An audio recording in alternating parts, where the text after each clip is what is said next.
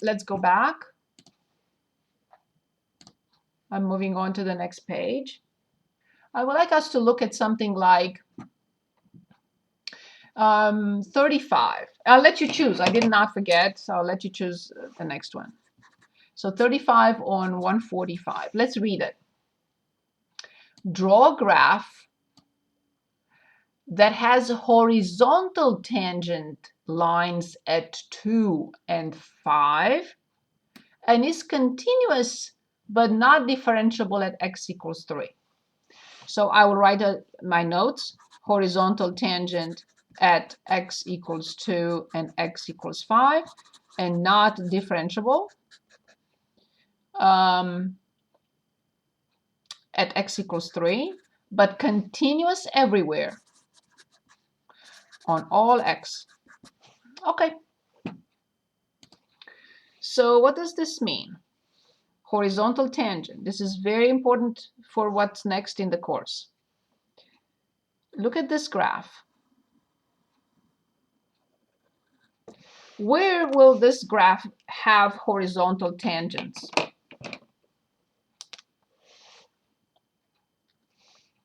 At max or min, or called turns. Up, up, up, turn, down, down, down, down, down, down, down, turn, up, up, up, up. So right here, the tangent is horizontal. Here it's not. Here is not. Here it is.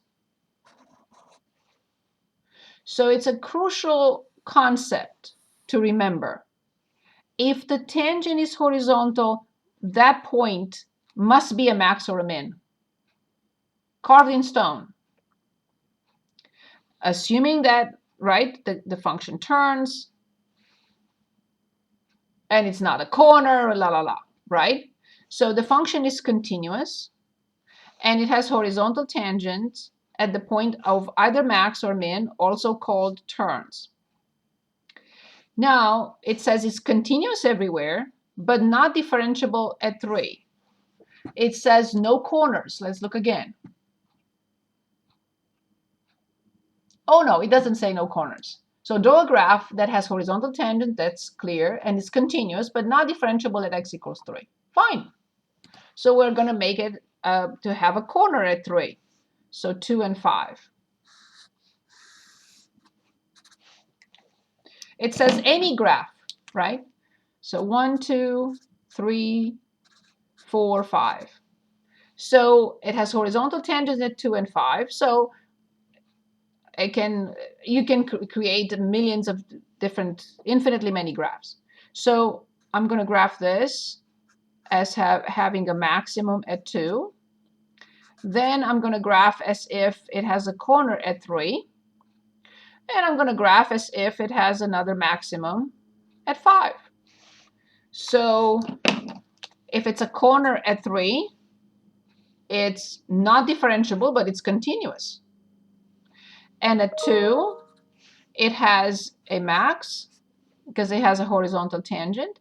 And at 5 also, it has a horizontal tangent. So I came up with a graph that you can do whatever else you want, it doesn't matter, but it complies with the given conditions.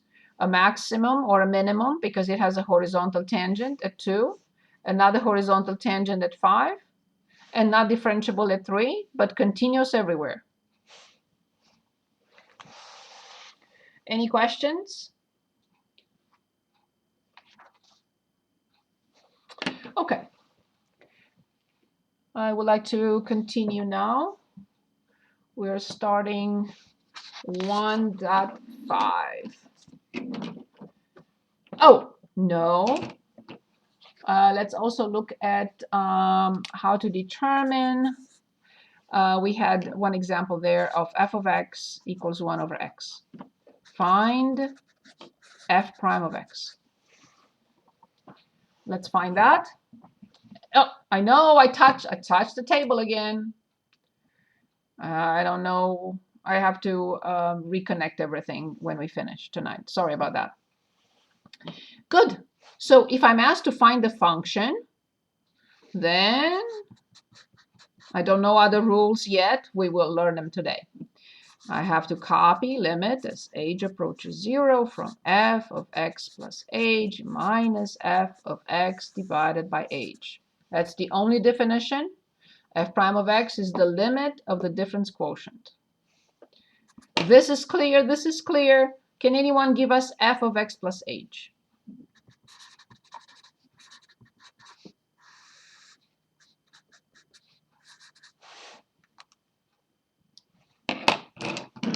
Just 1 over x plus h. Thank you so much. Excellent. Great job. Good. So then we have limit as age approaches 0. We need to add these fractions, so subtract, it doesn't matter, it's the same thing. And we will copy age as age over 1 because we know that this is going to be a fraction. I have to present this in a fraction form as well. Can anyone give us the least common denominator? And I'll put it here. Natalie, would you like to try? Yes, go ahead. Is it x? Careful.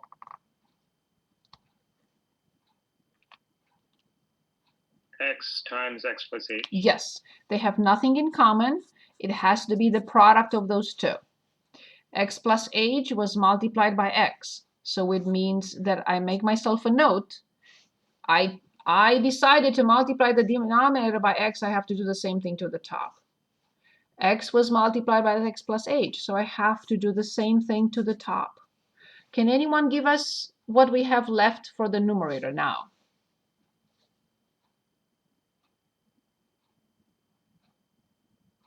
X minus x plus h. Yes, but you have to say parentheses or you distribute. It's up to you, but one or the other.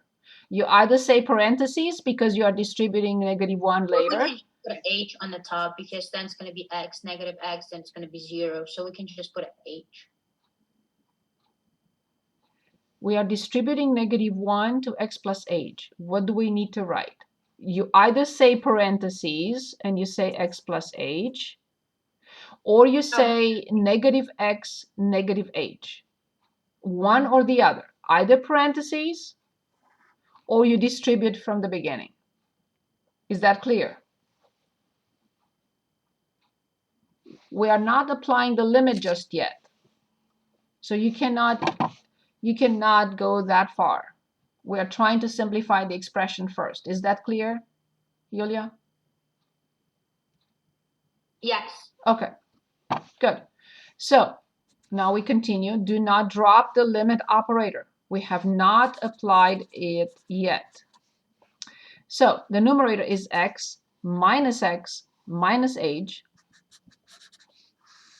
Over this whole thing, I have to copy it. Do not drop it. It doesn't go anywhere. But now times, what do I do with age over 1? Multiply by? Is it 1 over h? Excellent. Thank you very much. Great job. So, like before, remember 2 things have to happen. All terms without age must go away. Okay, fine. They are. Then do not drop the limit operator, please. The numerator is negative age. The denominator is, I can put age in front here, age x plus age. So the first step happened. All terms without age went away. The second step, what would be the second step? Look at this expression and tell me what would be the second step here. We have to open the parentheses. We never distribute, never multiply factors in the denominators.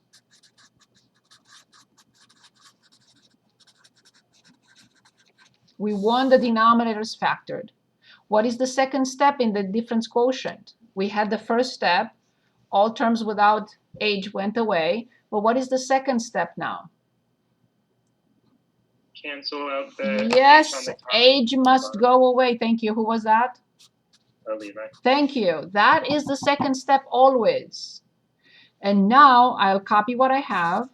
Limit as age approaches 0 from -1 at the top over x times x plus age. Now we apply the limit to this, and let's see what function we get. Take a moment and think about it and tell me what function we get.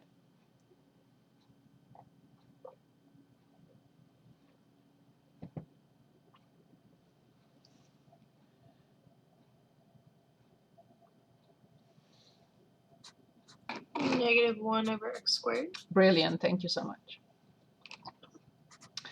As age approaches 0, -1, x times x, x squared. I covered it because it approaches 0. That's why I covered it. -1, x times x is x squared. So now moving forward, this should be somewhere on a sticky note in front of you at all times. When we differentiate 1 over x, can anyone again tell us what we get? Forever.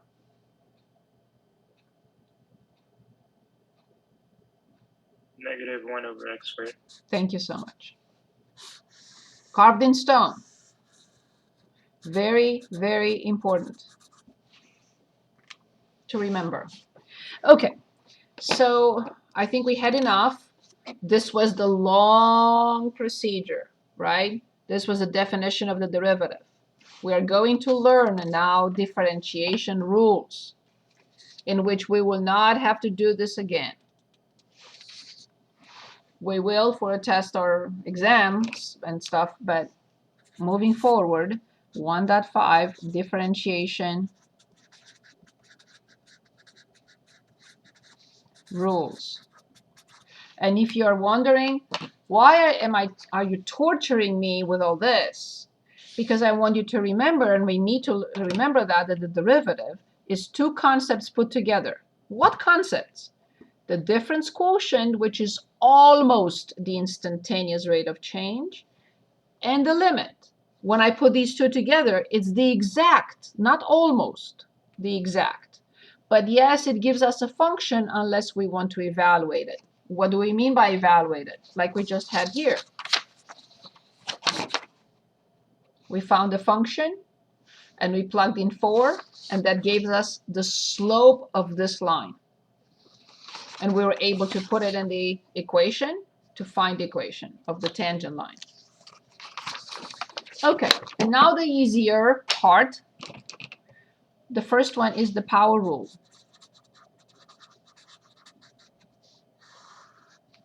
So if we have x to any power, it's n, lowercase n, and I differentiate this, the power rule says bring that power down and subtract 1 from the power.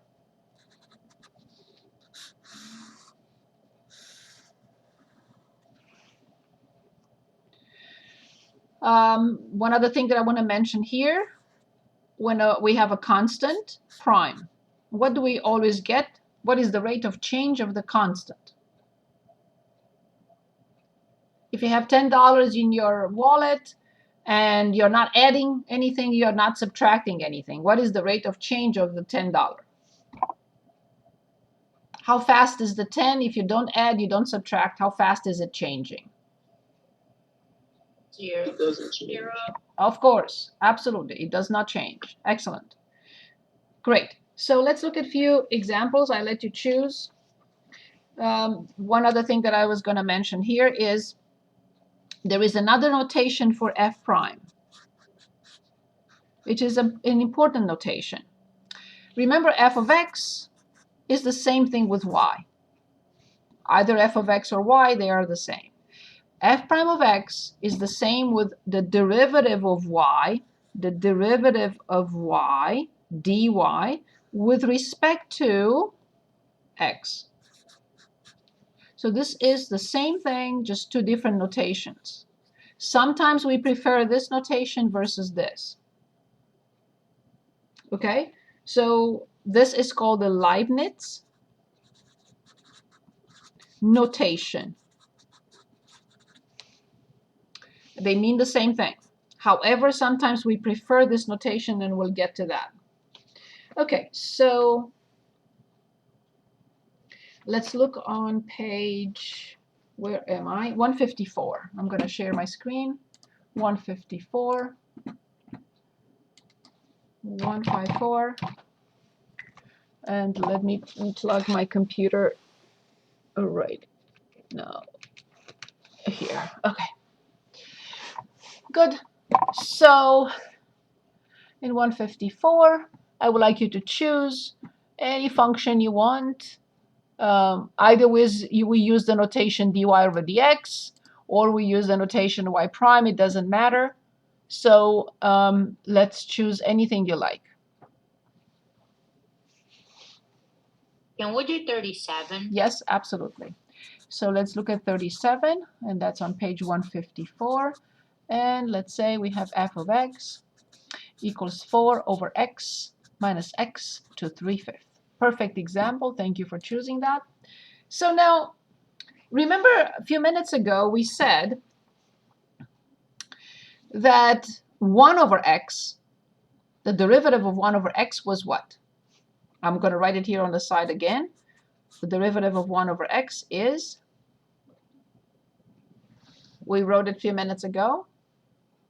Negative 1 over x squared. Good, awesome.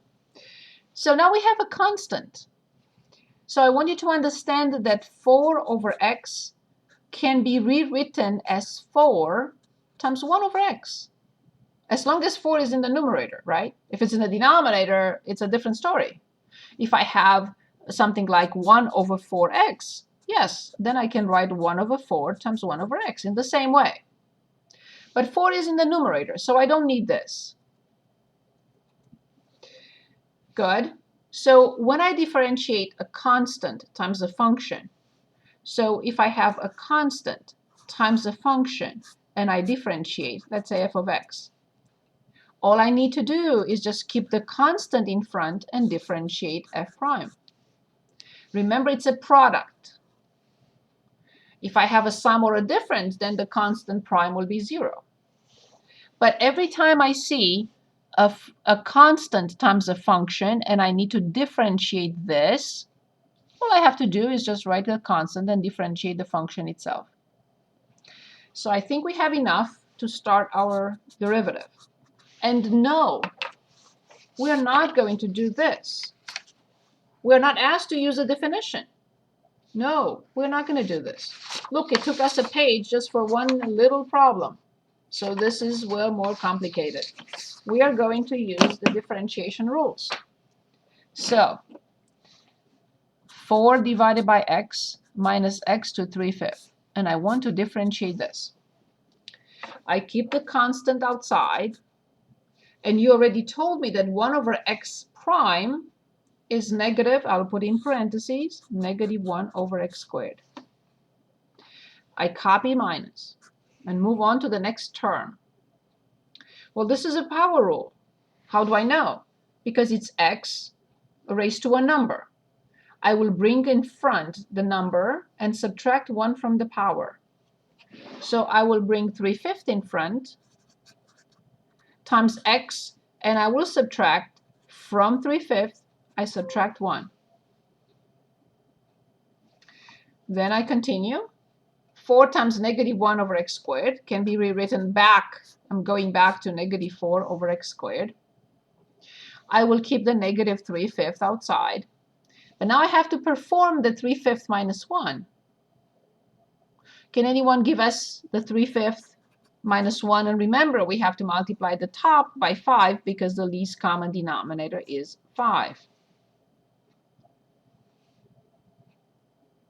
Then it's going to be negative 2 over 5. Very good. So then we have x to negative 2/5.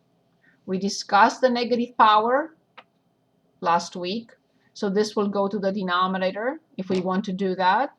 Or you can just, for now, you can keep it as is. Or you will put negative, so if you remember, negative 4 over x squared minus 3 over 5, x to 2/5. Very good pick. So let's continue with something else.